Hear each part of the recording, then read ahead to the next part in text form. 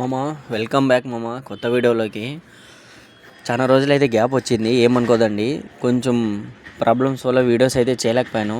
ఈరోజు టాపిక్ ఏం తెలుసా, ఏదో ఒక పని చేయండి మామ. ఉన్నదానికి 1,00,000 2,00,000 ఎంతో కొంత మీ దగ్గర ఉందా, ఏదో ఒక బిజినెస్ చేయండి. గవర్నమెంట్ దగ్గర అయితే డబ్బులు లేవు, ఉద్యోగాలు లేవు. గవర్నమెంట్ దగ్గర 10 లక్షల మంది యూత్ ఉంటే 10 వందల ఉద్యోగాలు కూడా ఇవ్వలేకపోతుంది మామ గవర్నమెంట్. ఎందుకు మనం వాళ్ళ వెనుక పడాలి? ఉద్యోగం వెనుకంటే ఏదో ఒక పని చేసుకోండి, ఏదో ఒక తరంగా బతకండి, అంతే. నేనైతే ఇదే చెప్పాలనుకుంటున్నాను. పరిస్థితులు తగ్గట్టు మనం మారుతూ ఉందాం మామ. ఏముంది, ఉద్యోగం కావాలంటే ఉద్యోగం చేద్దాం, జాబ్ చేయాలంటే జాబ్ చేద్దాం, లేకుంటే ఏదో ఒకటి చేద్దాం, వ్యాపారం వేసుకుందాం, అంతే కదా. తోసే బండి వేసుకుందాం, లేకుంటే ఐస్ క్రీమ్లు అమ్ముకుందాం, ఏం అవసరం లే మామ. మంచిగా కష్టపడండి, మంచిగా బతకండి, అంతే.